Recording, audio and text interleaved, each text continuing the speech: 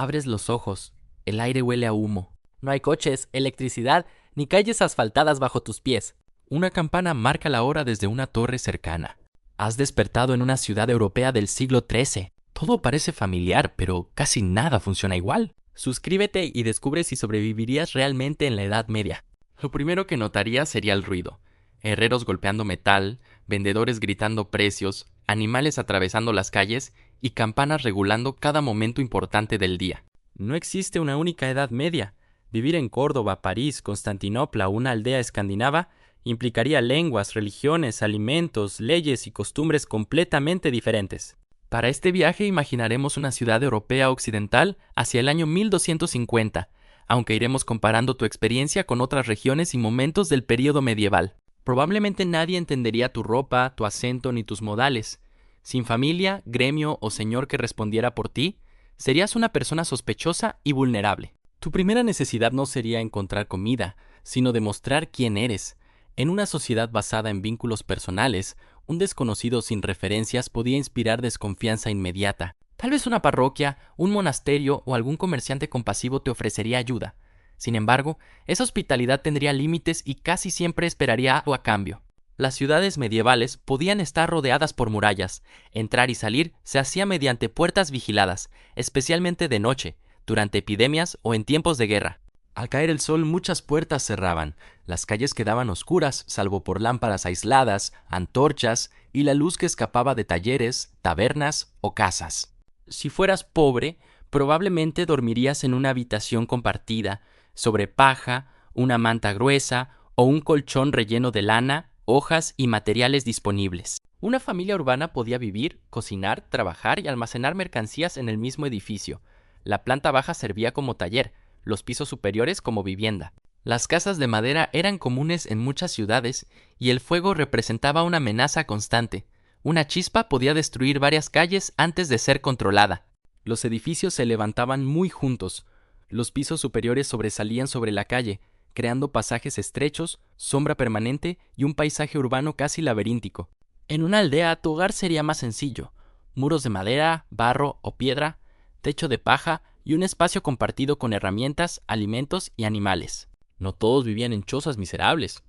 Comerciantes exitosos, funcionarios y artesanos prósperos podían tener casas amplias, muebles resistentes, cofres, vajilla y habitaciones separadas. Un noble viviría en una residencia fortificada, una casa señorial o un castillo, pero incluso allí habría frío, humedad, humo y muy poca privacidad. Las ventanas grandes eran un lujo. El vidrio costaba caro, así que muchas aberturas se cubrían con madera, tela encerada, pergamino o contraventanas. Calentar una vivienda exigía leña, carbón vegetal o turba. El humo podía quedarse dentro, irritar los ojos y ennegrecer paredes, vigas y pulmones. Antes de preocuparte por decorar, necesitarías protección contra el frío, un recipiente para beber, algún cuchillo y un cofre donde guardar tus pocas pertenencias. Ahora llega la pregunta decisiva.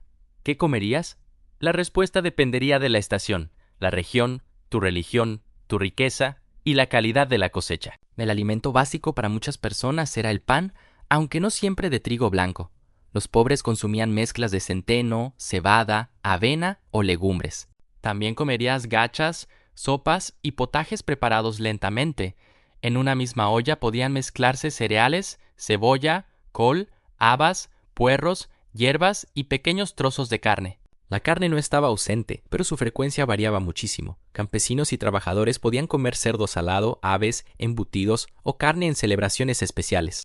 El pescado era importante, sobre todo en regiones costeras y durante los numerosos días religiosos en que la iglesia restringía el consumo de carne. En ciudades grandes encontrarías mercados con huevos, quesos, manteca, frutas, especias, vino y pescado. La variedad existía, aunque no todos podían pagarla. El agua no era siempre mortal ni evitada por completo, como suele repetirse. Muchas comunidades protegían pozos y fuentes, aunque la contaminación seguía siendo un riesgo. La cerveza ligera, la sidra y el vino formaban parte de la dieta en distintas regiones. También aportaban calorías y podían conservarse mejor que algunos alimentos frescos. Las especias exóticas eran caras, pero las hierbas locales eran comunes. Mostaza, ajo, perejil, salvia y cebolla daban sabor a comidas bastante menos aburridas de lo imaginado. Sin refrigerador, conservarías comida mediante salado, secado, ahumado, fermentación o almacenamiento en lugares frescos. Un invierno largo podía convertir cualquier error en hambre. Las malas cosechas provocaban aumentos de precios, desnutrición y migraciones. Para una familia humilde, la seguridad alimentaria podía desaparecer después de una temporada de lluvias o heladas. Para seguir vivo tendrías que trabajar. La mayoría de las personas comenzaba joven, aprendiendo tareas familiares mucho antes de lo que hoy consideraríamos una edad adulta. Si fueras campesino, tu calendario estaría gobernado por las estaciones: arar, sembrar, cuidar animales, reparar cercas, cosechar, almacenar y cumplir obligaciones con tu señor. No todos los campesinos eran siervos. Algunos eran libres, otros arrendaban tierras y otros estaban sujetos a deberes, pagos y restricciones heredadas dentro del señorío. Tu trabajo no terminaba al entregar parte de la cosecha. Podías deber jornadas laborales, rentas, peajes, uso obligatorio del molino y contribuciones extraordinarias. En la ciudad quizá entrarías como aprendiz en un taller, vivirías con el maestro, aprenderías el oficio y obedecerías reglas estrictas durante varios años. Después podrías convertirte en oficial asalariado. Llegar a maestro requería experiencia, dinero, contactos y en muchos lugares la aprobación de un gremio. Los gremios regulaban calidad, precios, formación y competencia. También ofrecían ayuda mutua, funerales, celebraciones religiosas y cierta protección para sus miembros. Podrías trabajar como panadero, curtidor, tejedor, carpintero, cervecero, escribano, cargador, vendedor o herrero. Cada oficio tenía riesgos, olores y jerarquías propias. Los curtidores y tintoreros utilizaban sustancias desagradables y contaminantes. Por eso, algunas actividades se concentraban cerca del agua o lejos de zonas residenciales prestigiosas. Una mujer también podía trabajar en mercados, talleres, campos, tabernas y negocios familiares. Sin embargo, sus derechos legales y oportunidades variaban enormemente según lugar y estado civil. Las viudas a veces administraban talleres o comercios heredados. En otras circunstancias, una mujer podía necesitar la autorización de un padre, marido, tutor o autoridad local. Un comerciante viajero enfrentaba caminos inseguros, peajes, monedas distintas y riesgos de naufragio. A cambio, podía obtener ganancias conectando ferias, puertos y ciudades lejanas. Los grandes mercados reunían productos locales e importados. Allí escucharías varios idiomas, verías sistemas de pesos diferentes y descubrirías que la economía medieval estaba lejos de ser inmóvil. También existían escribanos, jueces, médicos, profesores y funcionarios. La alfabetización era minoritaria, pero las ciudades, cortes, monasterios y universidades necesitaban cada vez más especialistas. Si entraras en un monasterio, tu vida seguiría horarios de oración, lectura y trabajo. No todos los religiosos vivían aislados ni todos tenían el mismo nivel de riqueza. Algunas órdenes atendían enfermos, copiaban manuscritos, enseñaban o administraban tierras. Otras buscaban pobreza, predicación itinerante o una vida contemplativa alejada de las ciudades. ¿Y la higiene? No encontrarías duchas modernas, pero tampoco descubrirías una sociedad que jamás se lavaba. La realidad era más compleja que el estereotipo. Las personas se lavaban manos, rostro y partes del cuerpo con agua, paños y recipientes. Un baño completo dependía del acceso, el clima y la costumbre local. En muchas ciudades existían casas de baños. Algunas ofrecían comida, conversación y servicios adicionales, lo que provocaba tanto popularidad como críticas morales. El jabón era conocido y se fabricaba con grasas y sustancias alcalinas. Su calidad variaba, y no todas las familias podían usarlo con la misma frecuencia. La ropa se cepillaba, aireaba y remendaba. Las capas interiores de lino ayudaban a absorber sudor y podían lavarse con mayor facilidad que prendas pesadas de lana. Los dientes se limpiaban con paños, polvos, hierbas o ramitas. Aún así, las caries, infecciones y pérdidas dentales eran problemas frecuentes y dolorosos. Las calles no eran siempre ríos de basura porque muchas ciudades dictaban normas de limpieza. El problema era hacerlas cumplir con recursos limitados y poblaciones crecientes. Residuos domésticos, estiércol y aguas usadas podían acumularse en patios, zanjas o calles. La lluvia dispersaba parte de la suciedad, pero también contaminaba fuentes cercanas. Las letrinas podían vaciarse en pozos, cursos de agua o depósitos. En casas ricas y fortalezas existían sistemas más elaborados, aunque seguían dependiendo de mantenimiento humano. Los parásitos, pulgas y piojos eran comunes. Compartir camas, ropa y espacios reducidos facilitaba su presencia, incluso entre personas que intentaban mantenerse limpias. Cuando enfermaras, no acudirías a una medicina completamente irracional. Existían conocimientos prácticos, observación clínica y tratamientos útiles, mezclados con errores y teorías equivocadas. Los médicos universitarios explicaban la salud mediante el equilibrio de humores. Analizaban dieta, sueño, clima, orina y estilo de vida antes de recomendar cambios o remedios. También podías visitar a un barbero cirujano, una partera, un curandero, un boticario o una persona experimentada de tu comunidad según tu problema y recursos. Las plantas medicinales formaban parte de muchos tratamientos. Algunas tenían efectos reales, otras no ayudaban, y ciertas preparaciones podían resultar peligrosas por dosis o contaminación. Las heridas se limpiaban, vendaban y, en ocasiones, suturaban. Los cirujanos sabían reducir fracturas y realizar intervenciones, pero la infección seguía siendo un enemigo enorme. Sin antibióticos, una herida pequeña podía empeorar rápidamente. El dolor se trataba con alcohol, opio, plantas sedantes o simples medidas físicas, con resultados muy desiguales. El parto era especialmente arriesgado para madres y bebés. Las parteras acumulaban experiencia, pero una complicación grave podía superar todos los conocimientos disponibles. Las epidemias transformaban ciudades enteras. La peste más famosa llegaría en el siglo XIV, pero viruela, disentería, tuberculosis y otras enfermedades ya amenazaban la vida cotidiana. Las autoridades podían imponer cuarentenas, aislamientos o controles de viajeros, especialmente al final del período medieval. Sin conocer los microbios, algunas medidas reducían contactos y contagios. La esperanza de vida promedio parece muy baja porque incluye una enorme mortalidad infantil.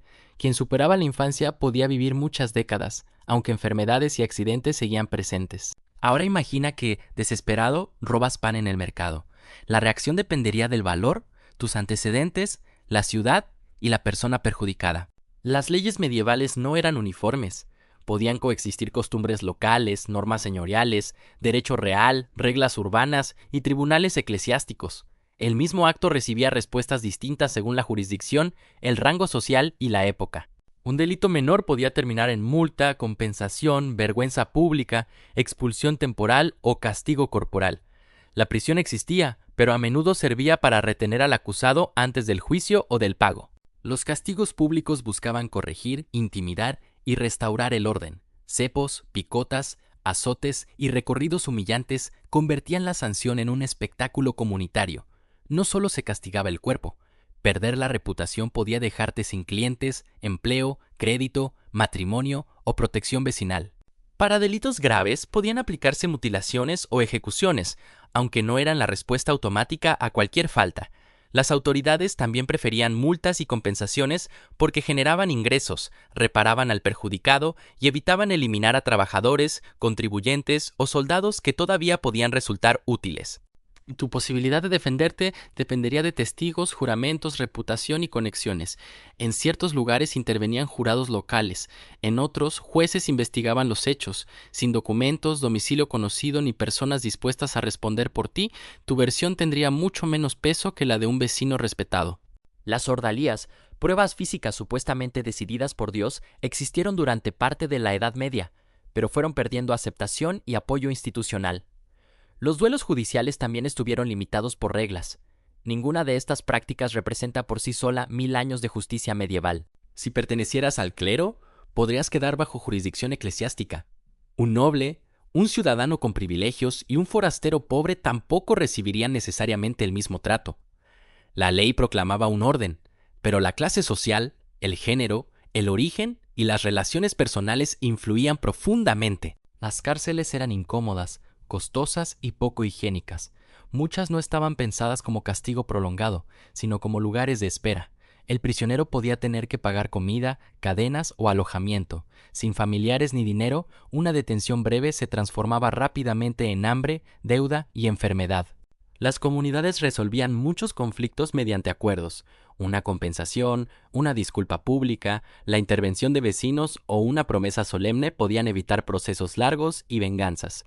La justicia buscaba castigar, pero también restaurar la paz entre familias que tendrían que seguir viviendo y trabajando juntas. Tu mayor ventaja sería pertenecer a una red. Familia, gremio, parroquia, señor o patrón podían ofrecer testigos, dinero y protección. En cambio, un extraño aislado era más fácil de acusar, explotar o expulsar. En el mundo medieval, la identidad era una relación social, no solo un nombre. Tu experiencia cambiaría radicalmente si fueras campesino.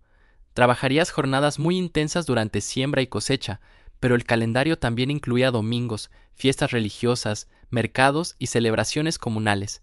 La vida era dura, aunque no consistía en trabajar sin descanso todos los días del año. No todos los campesinos eran iguales. Algunos poseían tierras, animales y herramientas. Otros arrendaban pequeñas parcelas o dependían del trabajo jornalero. Un hogar con buenos campos podía prosperar, mientras otro quedaba al borde del hambre por una deuda, una enfermedad o una cosecha fallida. Un comerciante urbano tendría más dinero y movilidad. Podría vestir mejor, contratar empleados, prestar dinero y participar en el gobierno municipal. Aún así, su riqueza era frágil. Un incendio, una tormenta, una deuda impagada, una guerra o el cierre de una ruta podían arruinar años de trabajo. Un artesano respetado ocupaba una posición intermedia. No pertenecía a la nobleza, pero podía tener casa, taller, aprendices y voz en asuntos urbanos. Su prestigio dependía de la calidad del oficio, la disciplina familiar, la reputación pública y la aceptación de sus compañeros de gremio. Un religioso podía ser un fraile mendicante, una monja de familia noble, un párroco rural, un profesor universitario o un abad con enormes propiedades. La palabra clero ocultaba vidas muy distintas, desde pobreza voluntaria y servicio comunitario hasta poder político, administración territorial y lujo. Un noble poseía privilegios, tierras y capacidad militar, pero también obligaciones.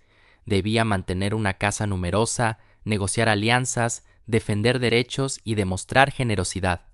El banquete, la ropa, los regalos y el castillo eran herramientas políticas para exhibir autoridad y conservar lealtades. Las mujeres nobles podían administrar propiedades, organizar matrimonios, proteger herencias y ejercer influencia diplomática. Las comerciantes podían vender y dirigir talleres. Sin embargo, las leyes solían favorecer a los hombres y las oportunidades femeninas cambiaban mucho según la viudez, la ciudad y la clase social. Tu religión condicionaría el calendario, la alimentación, el matrimonio, los juramentos y la muerte. Judíos, cristianos y musulmanes convivieron, comerciaron y compartieron conocimientos, pero también sufrieron segregaciones, conversiones forzadas, expulsiones, persecuciones y graves episodios de violencia colectiva. Todo variaba. En el Mediterráneo, muchas ciudades islámicas contaban con redes comerciales, hospitales, baños y bibliotecas. Bizancio conservaba instituciones romanas y conexiones orientales. La Europa latina era solo una región de un mundo medieval más amplio, comunicado por caravanas, peregrinos, puertos y rutas marítimas. En zonas rurales del norte, la densidad urbana era menor y las distancias resultaban más duras. En Italia, Flandes o algunas ciudades ibéricas, el comercio ofrecía oportunidades, alfabetización y contacto internacional. Por eso, decir cómo vivía una persona medieval exige preguntar primero dónde y cuándo. El género importaba, pero también la edad. Niños y adolescentes ayudaban en campos, hogares y talleres, servían como aprendices y asumían responsabilidades tempranas. La infancia existía como etapa reconocida y afectiva, aunque no estaba organizada alrededor de escolarización prolongada, consumo especializado y protección moderna. También importaba la discapacidad. Algunas personas dependían de familias, monasterios, hospitales o limosnas. Otras trabajaban y se integraban en su comunidad. Las respuestas medievales mezclaban caridad religiosa, exclusión, adaptaciones prácticas y prejuicios. No existía una experiencia única ni una reacción universal. ¿Y los grandes mitos? No, todo el mundo no pensaba que la Tierra era plana. Los eruditos medievales educados conocían su forma esférica mediante autores antiguos y observaciones astronómicas. Lo que desconocían eran las dimensiones exactas, numerosos territorios y la geografía detallada del planeta. Tampoco todos estaban cubiertos de barro, ni vivían paralizados por la iglesia. La fe era central, pero coexistía con humor, juegos, apuestas, canciones, romances, insultos, protestas y críticas religiosas. Las personas obedecían normas, negociaban con ellas, las rompían y encontraban espacios para divertirse. Las ciudades no eran tecnológicamente inmóviles. Molinos de agua y viento, relojes mecánicos, mejoras agrícolas, navegación, óptica, contabilidad y construcción evolucionaron durante siglos. El conocimiento circulaba entre regiones y culturas. La innovación europea no comenzó repentinamente el día en que terminó la Edad Media. Sin embargo, tampoco conviene idealizar el período. La violencia, la desigualdad, las hambrunas, las epidemias y la vulnerabilidad ante el clima eran reales. Una infección, un parto complicado, una guerra local o una mala cosecha podían destruir una familia sin que existiera una institución capaz de rescatarla. Muchas prácticas actuales tienen raíces medievales. Las universidades de Bolonia, Oxford, París y Salamanca consolidaron modelos de facultades, títulos, exámenes y profesores. Las instituciones cambiaron mucho, pero todavía reconocemos la idea de una comunidad dedicada a enseñar, debatir y certificar conocimientos. Los parlamentos, cortes y consejos evolucionaron de reuniones donde nobles, clérigos y ciudades negociaban impuestos, leyes y privilegios. No eran democracias modernas ni representaban a toda la población, pero ayudaron a establecer que ciertas decisiones del gobernante requerían consulta y consentimiento. Muchos centros urbanos conservan calles, plazas de mercado, catedrales, murallas y barrios nacidos entonces. Incluso cuando los edificios fueron reconstruidos, el trazado medieval continuó organizando el tránsito, el comercio y la identidad local. Caminar por una ciudad antigua es recorrer decisiones tomadas hace siglos. Los gremios ya no controlan cada oficio, pero sobreviven ideas similares en colegios profesionales, certificaciones, aprendizajes y estándares de calidad. La noción de aprender junto a un experto, demostrar competencia y pertenecer a una comunidad profesional tiene una historia muy anterior a las empresas modernas. Los apellidos vinculados a oficios como herrero, molinero, pastor, smith o carpenter recuerdan un mundo donde la profesión identificaba públicamente a una persona. Otros apellidos proceden de lugares, parentescos o características. Lo que hoy parece una etiqueta familiar nació muchas veces como información práctica. Las ferias medievales impulsaron redes financieras complejas. Letras de cambio, créditos, sociedades mercantiles, seguros y contabilidad permitieron mover valor sin transportar siempre cofres de monedas. Los métodos eran distintos a los actuales, pero respondían al mismo problema: comerciar a distancia reduciendo riesgos. También seguimos usando palabras, símbolos heráldicos, celebraciones locales y calendarios moldeados durante aquellos siglos. Muchas ciudades mantienen fiestas patronales, mercados tradicionales y nombres de calles relacionados con antiguos oficios. La Edad Media no desapareció, quedó incorporada silenciosamente en la vida cotidiana. Incluso la forma de medir el tiempo urbano cambió entonces. Campanas y relojes públicos ayudaron a coordinar mercados, jornadas laborales, oraciones y reuniones. Hoy miramos una pantalla para saber la hora, pero la necesidad de sincronizar a miles de desconocidos dentro de una ciudad ya era medieval. Los hospitales también tienen antecedentes medievales, aunque su función no coincidía exactamente con la moderna. Podían recibir enfermos, pobres, viajeros, huérfanos o ancianos. Algunos ofrecían cuidados básicos y alimento, otros funcionaban más como refugios religiosos que como centros de tratamiento especializado. Las ciudades desarrollaron normas sobre construcción, comercio, residuos, pesos, precios y circulación. Su cumplimiento era irregular, pero las autoridades intentaban resolver problemas urbanos reconocibles. Licencias, inspecciones y multas no son recientes, aunque hoy contamos con instituciones y técnicas más eficaces. Después de una semana, extrañarías agua corriente, anestesia, antibióticos, iluminación, privacidad y alimentos controlados. Pero también descubrirías comunidades organizadas, redes de ayuda, habilidades manuales y conocimientos prácticos. La gente medieval resolvía problemas con las herramientas y explicaciones disponibles. Sobrevivir no dependería solo de ser fuerte. Tendrías que aprender el idioma, respetar jerarquías, conseguir aliados, trabajar de manera útil y evitar enfermedades. Tu conocimiento moderno serviría poco sin instrumentos, materiales ni credibilidad. Saber que existen los microbios no te permitiría fabricar un antibiótico. Quizá podrías enseñar higiene básica, mejorar una herramienta o reconocer peligros, pero cualquier cambio tendría que adaptarse a la economía y las creencias locales. Presentarte como un genio del futuro despertaría más sospecha que admiración. Sobrevivir exigiría observar antes de intentar transformar nada. La Edad Media no fue una noche interminable ni un cuento de caballeros. Fue aproximadamente un milenio de cambios, migraciones, guerras, inventos y encuentros culturales. Millones de personas trabajaron, amaron, discutieron, comerciaron, creyeron y buscaron una vida mejor dentro de circunstancias que no eligieron. Así que, ¿sobrevivirías una semana? Tal vez sí, con ayuda, suerte y mucha prudencia. Lo difícil no sería únicamente soportar la suciedad o la comida, sino comprender reglas invisibles. ¿Quién manda? ¿A quién debes obedecer? ¿Qué palabras ofenden? ¿Y quién puede protegerte? Regresarías entendiendo que el pasado fue más duro, complejo y humano que cualquier estereotipo.